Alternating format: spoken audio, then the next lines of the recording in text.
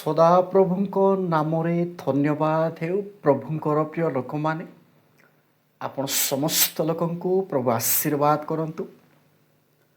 ପ୍ରଭୁଙ୍କର ପ୍ରିୟ ଲୋକମାନେ, ଯୀଶୁଙ୍କର ବିଭିନ୍ନ ନାମ ବିଷୟରେ ଆପଣମାନଙ୍କ ପାଖରେ ଏହି ଭିଡ଼ିଓ ମାଧ୍ୟମରେ 3 କିମ୍ବା 4 ମିନିଟ୍ ମଧ୍ୟରେ ପ୍ରକାଶ କରିବା ପାଇଁ ଚାହେଁ। କାହିଁକି ନା ଆପଣମାନେ ଜାଣି ରହିବା ଦରକାର, ଆପଣମାନେ ଜାଣିବା ଦରକାର ଯୀଶୁ ଯୀଶୁ ଅଟନ୍ତି। କିନ୍ତୁ ଯୀଶୁଙ୍କୁ ଅନେକ ଜାଗାରେ ବିଭିନ୍ନ ନାମ ଅନୁସାରେ ପ୍ରକାଶ ମଧ୍ୟ କରାଯାଇଅଛି ଈଶ୍ୱରଙ୍କର ପବିତ୍ର ବାଇବଲରେ। ପ୍ରଭୁଙ୍କର ପ୍ରିୟ ଲୋକମାନେ, ଆପଣମାନଙ୍କ ପାଇଁ ଏହି ଛୋଟିଆ ଭିଡ଼ିଓ ଯୀଶୁଙ୍କର 7ଟି ନାମ ଏବଂ ନାମର ଅର୍ଥ ଆପଣମାନେ ଯେପରି ଜାଣି ରୁହନ୍ତୁ ଏବଂ ଲୋକମାନଙ୍କ ପାଖରେ ପ୍ରକାଶ ମଧ୍ୟ କରନ୍ତୁ, ଏଥି ନିମନ୍ତେ ଏହି ଛୋଟିଆ ଭିଡ଼ିଓ ଆପଣମାନଙ୍କ ପାଖରେ ପ୍ରକାଶ କରୁଅଛି ଯୀଶୁଙ୍କର 7ଟି ନାମ। ସର୍ବପ୍ରଥମେ ପ୍ରଭୁଙ୍କର ପ୍ରିୟ ଲୋକମାନେ, ପରାକ୍ରାନ୍ତ ପରମେଶ୍ୱର। ପ୍ରଥମ ନାମ ପରାକ୍ରାନ୍ତ ପରମେଶ୍ୱର, ଅର୍ଥାତ୍ ତାର ଅର୍ଥ ହେଉଛି ସର୍ବଶକ୍ତିମାନ ପରମେଶ୍ୱର। ପରାକ୍ରାନ୍ତ ପରମେଶ୍ୱର ତାର ଅର୍ଥ ସର୍ବଶକ୍ତିମାନ ପରମେଶ୍ୱର। ଦ୍ୱିତୀୟ ନାମ ହେଲା ଶାନ୍ତିର ରାଜା।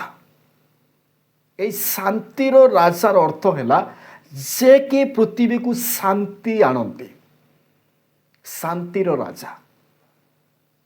ଏବଂ ତୃତୀୟ ନାମ ହେଲା ପ୍ରଭୁଙ୍କର ପ୍ରିୟ ଲୋକମାନେ ମସିହ, ଯେ ତାର ଅର୍ଥ ହେଉଛି, ମସିହର ଅର୍ଥ ହେଉଛି ମନୋନୀତ ବ୍ୟକ୍ତି।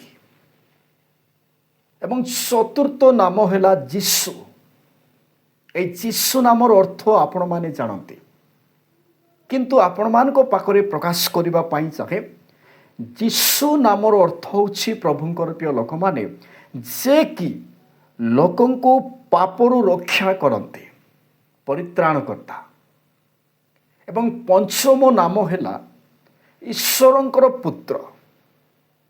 ତାର ଅର୍ଥ ହେଉଛି ଯୀଶୁ ସେ ଅଦ୍ୱିତୀୟ ଅନନ୍ତକାଳୀନ ଈଶ୍ୱରଙ୍କର ପୁତ୍ର। ଏବଂ ଷଷ୍ଠ ନାମ ହେଲା ଅନନ୍ତକାଳୀନ ପିତା। ଅନନ୍ତକାଳୀନ ପିତା, ଏହାର ଅର୍ଥ ହେଉଛି ଯେଉଁ ପିତା ତାହାର ନିଜ ପିଲାମାନଙ୍କୁ କେବେ ଛାଡ଼ନ୍ତି ନାହିଁ। ଏବଂ ସପ୍ତମ ବିଷୟ ହେଲା ଆଶ୍ଚର୍ଯ୍ୟ। ଆଶ୍ଚର୍ଯ୍ୟ ତାର ଅର୍ଥ ହେଉଛି ଯେଉଁ ଈଶ୍ୱର ଜ୍ଞାନ ଦିଅନ୍ତି।